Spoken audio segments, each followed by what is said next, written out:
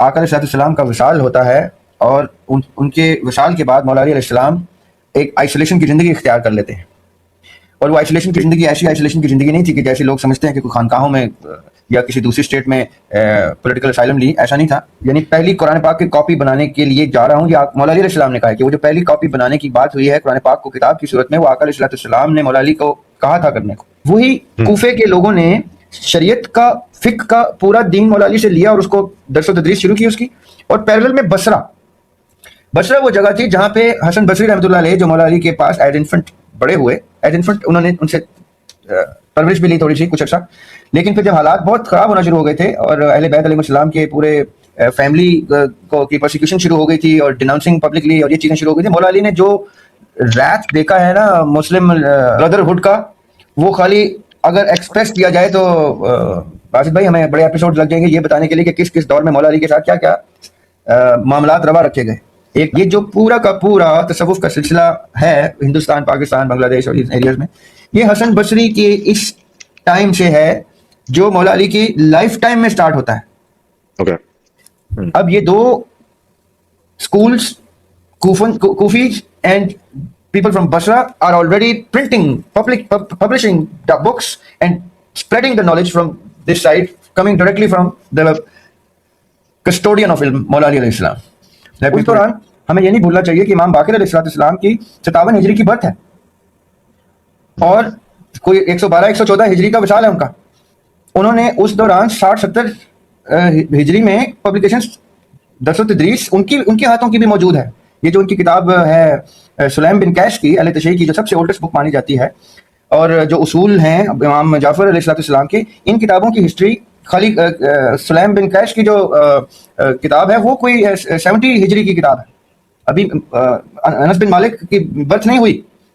جو آپ نے ظاہر ہے کہ آپ نے یہ اچھا پوائنٹ ریز کیا کہ قرآن کی بھی تمام کے کمپلیشن اور تمام چیزیں حدیث سے ثابت ہوتی ہیں. اگر آپ بیچ میں سے حدیث کو اس طرح سے نکال دیں تو اب آپ نے ایک طرح سے سمجھ لینا کہ وہ لگا دیا کہ یار اچھا اب بندہ کیا کرے.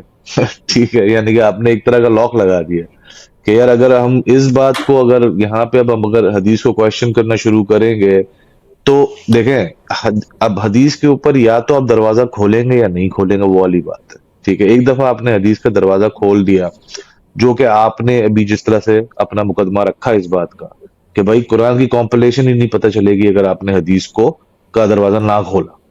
لیکن پھر اس کے ساتھ جو باقی چیزیں اس دروازے کے اندر سے آتی ہیں, ٹھیک ہے, اب اس کے اندر میں آپ کے سامنے ایک آدھ کچھ سوالات رکھنے کی کوشش کرتا ہوں حدیث اور اس کے. پہلا سوال, بہت بڑا ایک کلیم ہے, آج جو اہل سنت کے اندر دو مستند کتابیں لی جاتی ہیں امام بخاری کی اور امام مسلم کی, وہ دو کتابیں آپ مطلب ظاہر حضور پاک کے تقریباً 60-70-80 سال بعد کمپلیشن سٹارٹ ہو گئی تھی, لیکن ہم جس کو بخاری امام بخاری کی کتاب کہتے ہیں وہ 250 سال بعد کمپائل ہوئی تھی, 250 سال بعد حضور پاک صلی اللہ علیہ وسلم کے جانے کے 250 سال بعد کمپائل ہوئی تھی. کمپلیشن اگین آپ کہہ سکتے ہیں کہ یار جمع ہونا شروع ہو گئی تھی 60-70 سال بعد, فائنل کمپلیشن ہوئی تھی 200-250 سال بعد. اس کو سب سے پہلا یہ اعتراض اٹھایا جاتا ہے کہ یار 200 سال کا مطلب ہے کم از کم بھی بیچ میں 2 سے 3 جنریشنز گزر چکی ہیں. تو آپ کیسے اس کو ریکنسائل کرتے ہیں اس بات کو کہ 3 جنریشن؟ مجھے تو نہیں پتا آج تک کہ میرے دادا جو میرے اپنے سگے دادا ہیں انہوں نے اپنی زندگی میں کیا باتیں کی ہیں, میں 100% گارنٹی سے نہیں کہہ سکتا.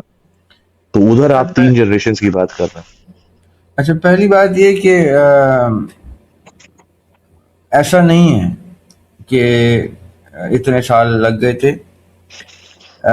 پہلی بات تو یہ کہ جو دروازہ علم کا مولا علی علیہ السلام کی صورت میں موجود تھا, اس دروازے کا ایکسیس 2 شہروں کو مولا علی کی طرف سے ملا تھا ذاتی طور پہ. ایک دروازہ تھا کوفے میں جس کو انہوں نے مولا علی علیہ السلام نے اپنے دور خلافت میں دارالخلافہ بھی بنایا تھا, دارالحکومت بھی بنایا تھا. کوفہ ہی وہ جگہ تھی جہاں پہ مولا علی علیہ السلام کا کے immediate students, followers, immediate political allies Kufa میں موجود تھے. ٹھیک ہے. اچھا، یہ میں آپ کو اب جو بات جہاں سے میں نے شروع کی، مولا علی علیہ السلام کے ٹائم سے ہی درس و تدریس کے معاملات شروع ہو گئے تھے. ٹھیک ہے. اور مولا علی علیہ السلام کے دور خلافت سے نہیں، مولا علی علیہ السلام کے اس وقت سے جب آقا علیہ السلام کا وصال ہوتا ہے، اور ان کے وصال کے بعد مولا علی علیہ السلام ایک آئسولیشن کی زندگی اختیار کر لیتے ہیں. اور وہ آئسولیشن کی زندگی ایسی آئسولیشن کی زندگی نہیں تھی کہ جیسے لوگ سمجھتے ہیں کہ کوئی خانقاہوں میں یا کسی دوسری اسٹیٹ میں پولیٹیکل اسائلم لی. ایسا نہیں تھا. انہوں نے باقاعدہ اعلانیہ طور پہ کہا تھا کہ یہ ریاستی امور جس طرح سے بھی آپ نے انیشیٹ کیے ہیں، میرا اس سے نظریاتی اختلاف ہے، اور ہینس میں اپنے آپ کو کنارہ کر کے قرآن پاک کی اور آقا علیہ السلام کی بتائی ہوئی تعلیمات کی، یعنی پہلی قرآن پاک کی کاپی بنانے کے لیے جا رہا ہوں. یہ مولا علی علیہ السلام نے کہا ہے کہ وہ جو پہلی کاپی بنانے کی بات ہوئی ہے قرآن پاک کو کتاب کی صورت میں، وہ آقا علیہ السلام نے مولا علی کو کہا تھا کرنے کو، جس کی وجہ سے مولا علی نے اپنے ذمہ یہ لے کے اس پورے پروسیس سے کنارہ کیا، کیونکہ ان کا اس پورے سسٹم سے ایک اختلاف چل رہا تھا جو اہل سنت اور اہل تشیع دونوں جس بات پہ متفق ہیں کہ جب آقا علیہ السلام کا وصال ہوا ہے تو اس کے بعد جس طرح سے سعد بن عبادہ نے اپنی خلافت کا اعلان کر دیا اور باقی معاملات شروع ہوئے، اور پھر دوسری پہلی خلافت ان کی کو رد کیا گیا، یعنی ریجیکٹ کیا گیا جس بھی طرح سے، اور پھر دوسری خلافت ہمارے سامنے پہلی خلافت بن کے آئی، اور کیونکہ وہ پہلی ایکسیپٹ ہی نہیں ہوئی. اور تو جب وہ پہلی خلافت بھی آئی تو اس کے بعد یہ تو اہل سنت اور اہل تشیع دونوں متفق ہیں اس بات پہ، regardless of the emotional sentimental side of it. If a researcher looks at this aspect of the Islamic history of Khulafa Rashidin, it is crystal clear کہ اہل سنت کے مطابق 6 ماہ اور اہل تشیع کے مطابق زیادہ عرصہ، بلکہ تقریباً سارا ہی عرصہ، مولا علی علیہ السلام اس سارے پروسیس اور سسٹم اور ان چیزوں سے ڈیٹیچ رہے. پہلے بھی میں نے آپ کے پروگرام میں ڈسکس کیا تھا کہ 25-26 سالوں میں 22 جنگیں ہوئی ہیں خلفائے راشدین کی. یہ میں کی پوائنٹ بتا رہا ہوں. مولا علی علیہ السلام سے پہلے کے 2-2.5 ڈیکیڈز میں 22 جنگیں ہوتی ہیں مسلم فائنسٹ لیفٹ بیہائنڈ اصحاب آف دا پروفٹ صلی اللہ علیہ وسلم. ان 22 جنگوں 23 جنگوں میں مولا علی علیہ السلام کی ایبسنس ایک بہت بڑا کوسچن مارک ہے. اس بات کو، جس بات کے اوپر پوری اہل سنت متفق ہے کہ صرف 6 ماہ کی ناراضگی یا ڈس اپروول رہا. 6 ماہ کے بعد مولا علی علیہ السلام نے بیعت کر کے تو مشیر بھی بن گئے اور قاضی بھی بن گئے. کچھ روایات تو ان کو قاضی بنا دیتی ہیں، کچھ مشیر بناتی ہیں، کچھ پتہ نہیں کیا کیا بنا دیتی ہیں. اگر وہ مشیر تھے اور قاضی تھے تو the man of the battle of Badr, the man of the battle of Uhud and Khaybar and what not, the main hero of Islamic war history ان 22 جنگوں میں نہ موجود ہونا، مجھے اس کی کوئی منطقی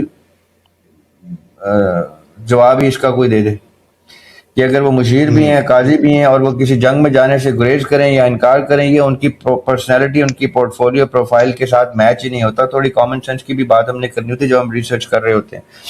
تو وہ جو 22-23 جنگوں میں سے دوری، خلافت کے پورے پروسیس سے دوری، اور اس دوران آنا جب ان کو ریسکیو کے لیے بلایا جانا، چاہے وہ انٹلیکچولی ریسکیو کرنا ہو کسی معاملے میں جب امت کسی پرابلم میں کوشچن میں پھنس جائے یا کسی تنازع میں ان کی مدد, یا پھر جب ڈیفینس آف عثمان رضی اللہ تعالیٰ عنہ جب یہ ان کو آنا پڑا, جب ان کو زبردستی بلایا گیا کہ بچائیں ان کو آ کے, یہ سارے وہ بہت سے میٹرز تھے جس میں وہ آئے, ان کو آنا پڑا. وہ کہاں تھے؟ وہ اسی پروسیس کو بائی ڈیوٹی ایز رسپانسبلٹی نبھا رہے تھے. وہی کوفے کے لوگوں نے شریعت کا, فقہ کا پورا دین مولا علی سے لیا اور اس کو درس و تدریس شروع کی اس کی. اور پیرلل میں بصرہ وہ جگہ تھی جہاں پہ حسن بصری رحمۃ اللہ علیہ, جو مولا علی کے پاس ایز انفنٹ بڑے ہوئے, ایز انفنٹ انہوں نے ان سے پرورش بھی لی تھوڑی سی کچھ عرصہ, لیکن پھر جب حالات بہت خراب ہونا شروع ہو گئے تھے اور اہل بیت علیہ السلام کے پورے فیملی کو کی پرسیکیوشن شروع ہو گئی تھی اور ڈیناؤنسنگ پبلکلی اور یہ چیزیں شروع ہو گئی تھی, مولا علی نے جو ریت دیکھا ہے نا مسلم بردرہڈ کا, وہ خالی اگر ایکسپریس کیا جائے تو باسط بھائی ہمیں بڑے ایپیسوڈ لگ جائیں گے یہ بتانے کے لیے کہ کس کس دور میں مولا علی کے ساتھ کیا کیا معاملات روا رکھے گئے. ایک اینڈ میں تو یہ نوبت آ گئی کہ لوگ گالی گلوچ پہ آ گئے اور ان کو اوپنلی برا بھلا کہنے اور فورس کر کے کہتے تھے, اور جو نہ کرے اس کو سزا دیتے تھے. وہ پرسیکیوٹ ہو جاتا تھا پبلکلی, جو مولا علی کے ساتھ باقاعدہ طور پہ پبلکلی ڈیناؤنس نہیں کرتا تھا ود ویری ایل ورڈز. یہ سارا کچھ کامن سینس کی باتیں ہیں کہ یہ سارا کچھ جس شخصیت کے بارے میں ہو رہا ہے وہ جنگوں میں بھی نہیں ہے, وہ کسی آفیشیل گورنمنٹ پوسٹ پہ بھی نہیں ہے, اس نے خلافت سے کنارہ کر لی. وہ اس دوران کوفے میں یہ چیز کر رہے تھے, درس و تدریس. اور بصرہ میں حسن بصری نے اس سارے پولیٹیکل ٹرموائل کے دوران اپنی جان بچا کے بصرہ میں مولا علی کا ایک اور پیرلل سکول اسٹیبلش کیا تھا. کوفہ میں فقہ اور شرعی یعنی اصول و ضوابط کو قلم بند کیا جا رہا تھا, اور بصرہ میں مولا علی کی تصوف والی پرسنالٹی کی بیسس پہ باقاعدہ طور پہ حسن بصری ایک خانقاہ سٹارٹ کر چکے تھے. یہ جو پورا کا پورا تصوف کا سلسلہ ہے ہندوستان, پاکستان, بنگلہ دیش اور ان ایریاز میں, یہ حسن بصری کی اس ٹائم سے ہے جو مولا علی کی لائف ٹائم میں سٹارٹ ہوتا ہے. اوکے. اب یہ دو schools, Kufis and people from Basra are already printing, publishing the books and spreading the knowledge from this side, coming directly from the custodian of ilm, Maula Ali alayhi salam. Let me put it this way, the actual custodian of ilm post Wisal of the Prophet sallallahu alaihi wasallam, جن کو وہ علم کا custodian چھوڑ کے گئے ہیں وہ مولا علی ہیں. انہوں نے پھر یہ یہاں سے سلسلہ شروع کیا.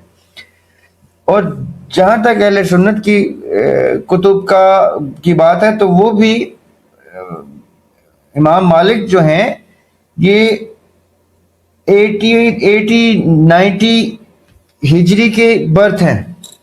جی. That's 30 odd years after the demise of Hussain علیہ السلام. جی. اور تقریباً پہلی صدی کے اینڈ میں ان کی موت امام مالک وربلی, اور پھر دوسری صدی کے شروع میں پبلشڈ حالت میں موجود ہے.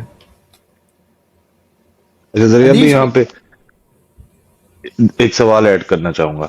آپ نے ابھی جو یہ پوری بات کی ہے اس کے اندر جو اہل تشیع کی جو آپ نے پبلیکیشنز کی بات کی, وہ آپ کہہ رہے ہیں حضرت علی بلکہ حضور پاک صلی اللہ علیہ وسلم کے وصال کے فوراً بعد ہی شروع ہو گیا ایک طرح سے, ٹھیک ہے, جیسے ہی انہوں نے حکومت سے سائیڈ ہوئے ہو.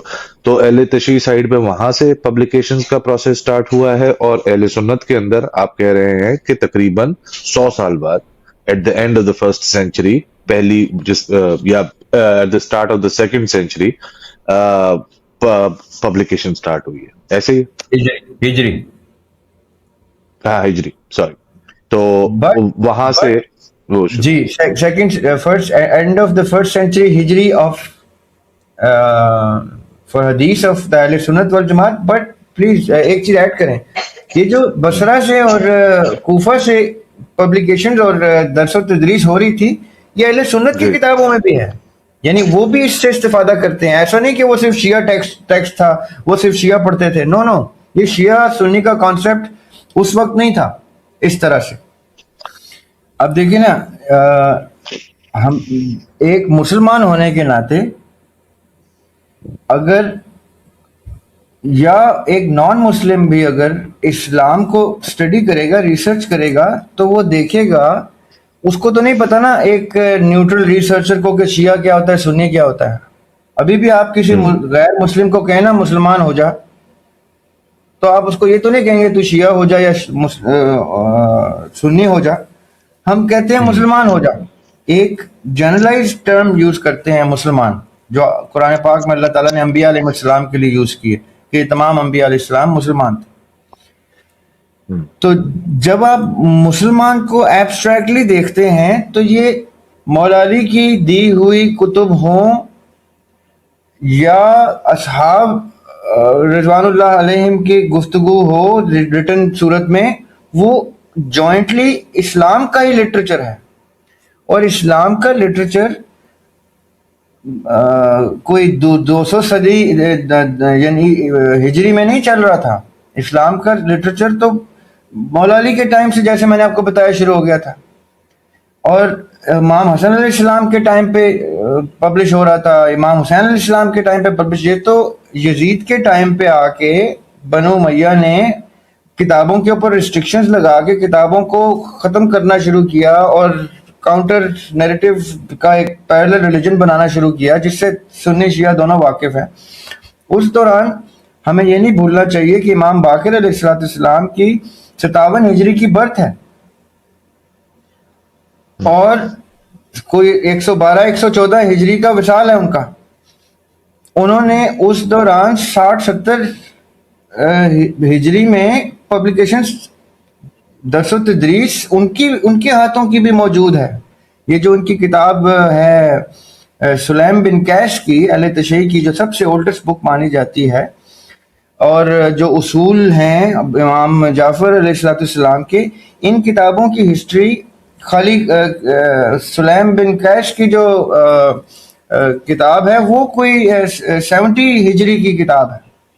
अभी अनस बिन मालिक की बर्थ नहीं हुई। इमाम मालिक की पैदाइश से पहले उसूल की जो किताब है और जो सुलैम की किताब है वो छप चुकी है, उसकी दरस व तदरीस हो रही है। ये जो कॉन्सेप्ट बताया जाता है ना कि इतने 100 साल के बाद, ये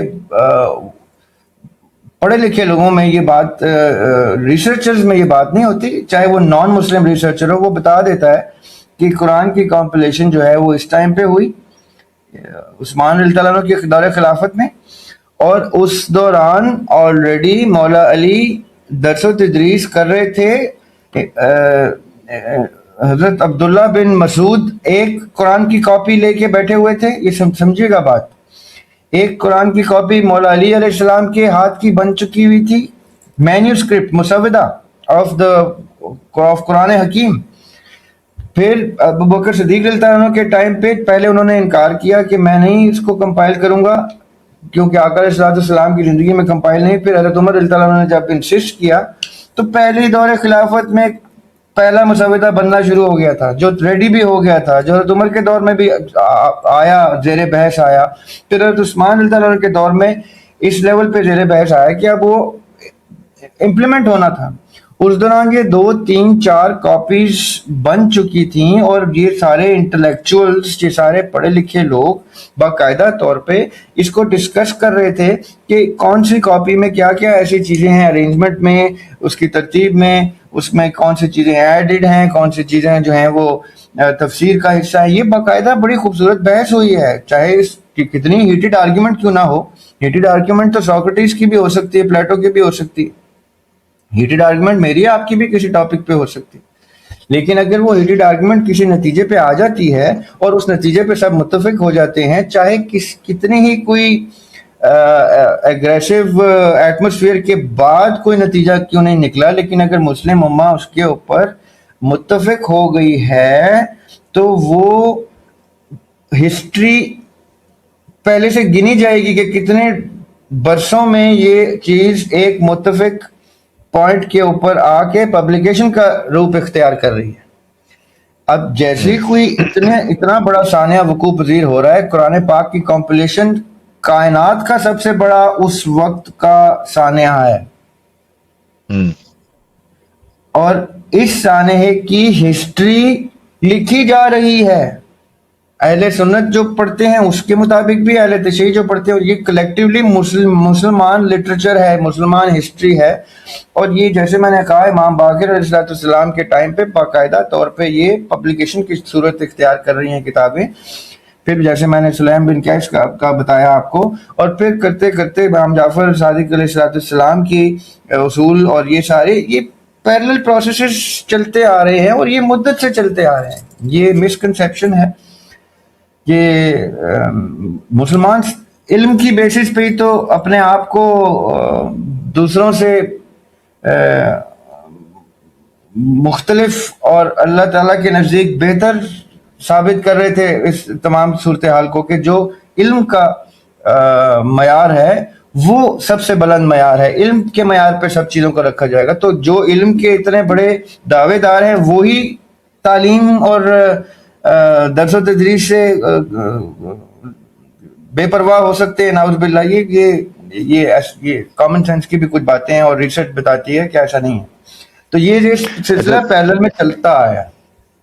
ٹھیک ہے، اچھا ذریعہ بھائی، اب آپ نے جتنی بات کی اس کے اندر ہم قرآن کی بات آئی ہوپ سب سننے والوں کو کلیئر ہو گئی ہو کہ اتفاق ہو گیا تھا، اور اس کے بعد آج جو مسودہ ہے اسی پہ اتفاق ہوا تھا۔ میں اگین آپ نے ابھی جو امام باقر کی بھی بات کی، ٹھیک ہے، آپ نے جو امام مالک کی بھی بات کی، یہ سب 60-70 ہجری کے بعد کی بات ہو رہی ہے کہ پبلیکیشن سٹارٹ ہوئی، ٹھیک ہے۔ اب 60-70 سال گزر چکے ہیں وصال کو حضور پاک صلی اللہ علیہ وسلم کے، اس کے بعد یہ شروع ہوئی۔ اچھا، اب جو ہم بات جہاں پہ میں آنا چاہ رہا ہوں وہ وہی 200 سال والی بات، امام بخاری کی جو کتاب ہے، یعنی کہ جو اہل سنت ہے وہ تو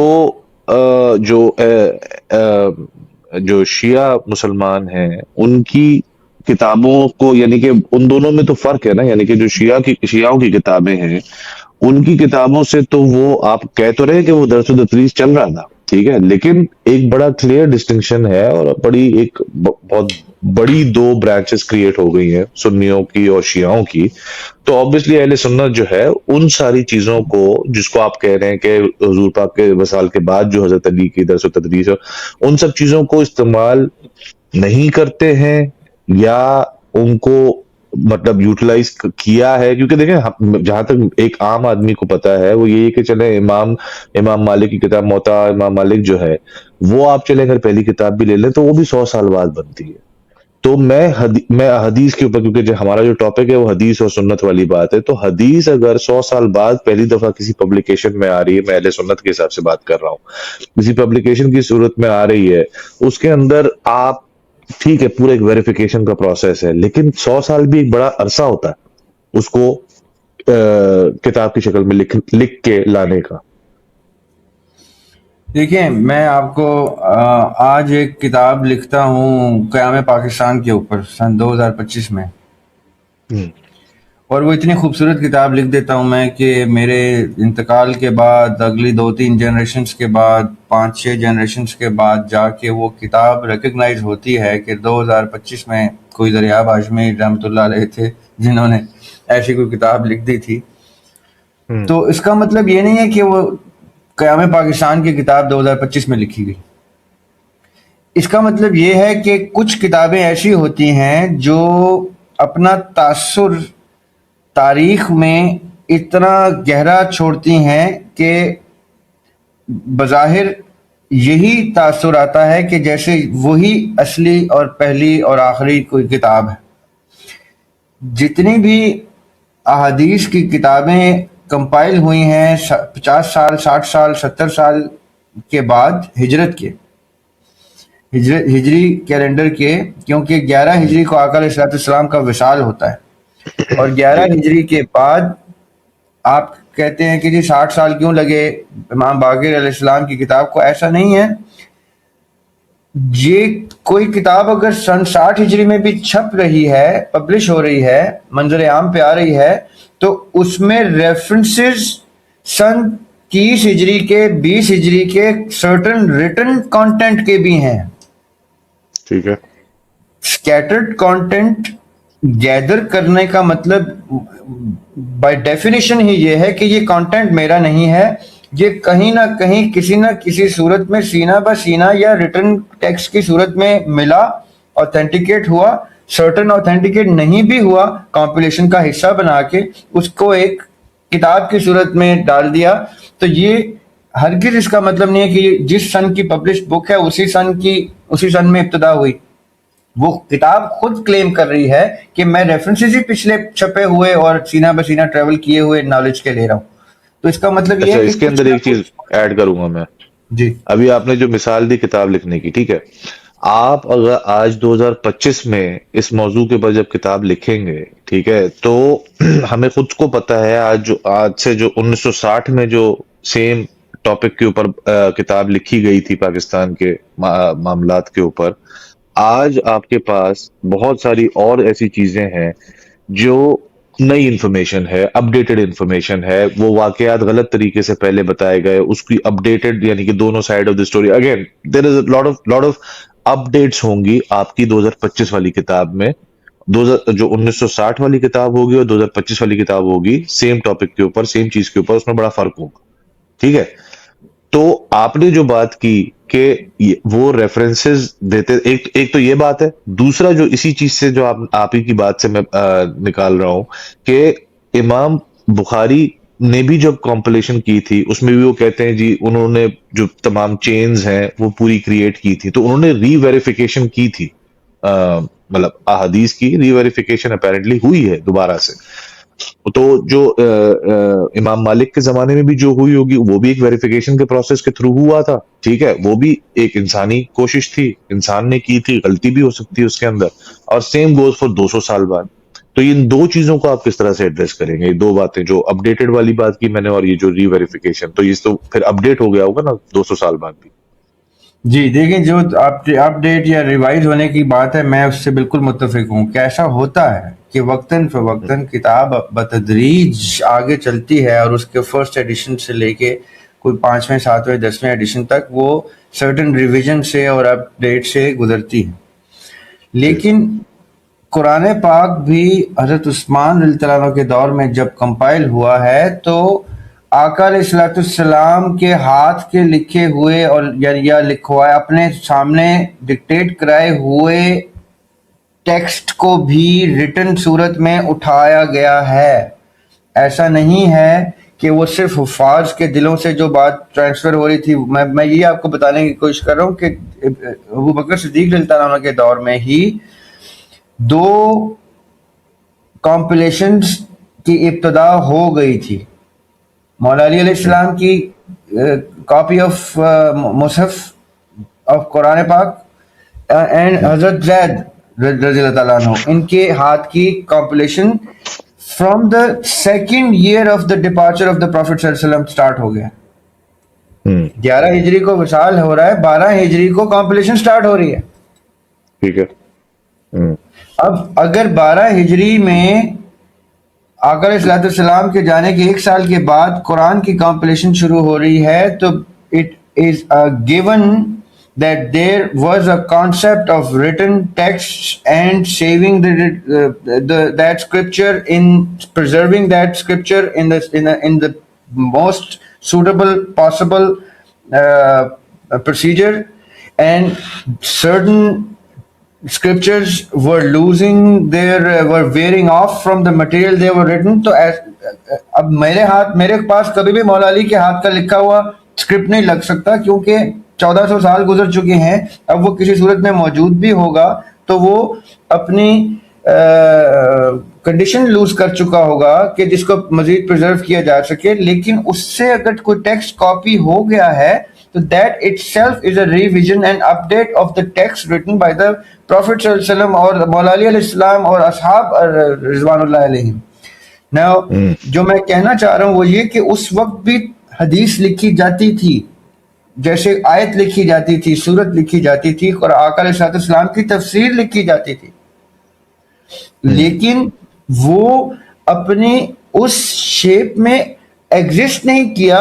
وقت کے ساتھ ساتھ اس کو کسی اور مٹیریل کے اوپر اور کرتے کرتے جب ہم نے کاغذ دیکھا ہے تو کاغذ سے پہلے کے مٹیریل اگر کسی نے محفوظ رکھے ہیں, دیکھیں ابھی بھی آج بھی سائنس کو موسیٰ علیہ السلام کے ٹائم کے اسکرپچرز مل جاتے ہیں, آج بھی ان لوگوں کو عیسیٰ علیہ السلام کے اسکرپچرز مل جاتے ہیں, ٹائم کے نوح علیہ السلام کے ٹائم کی چیزیں مل جاتی ہیں. یہ وہ ریلکس ہوتے ہیں جو اتنے صدیاں بیتنے کے بعد بھی اچانک سے ایک سرپرائزنگ فیکٹر کے ساتھ ایگزسٹ کرتے ہیں. لیکن اس کا مطلب صرف یہ ہے بتانے کا کہ اگر اس وقت بھی ایسا کہ کوئی میکنزم تھا کسی ٹیکسٹ کو کسی شیپ میں لاک کرنے کا, تو اگر موسیٰ علیہ السلام کے دور میں تھا تو آقا علیہ السلام کے دور میں بھی تھا, اور پوسٹ آقا علیہ السلام وصال بھی تھا.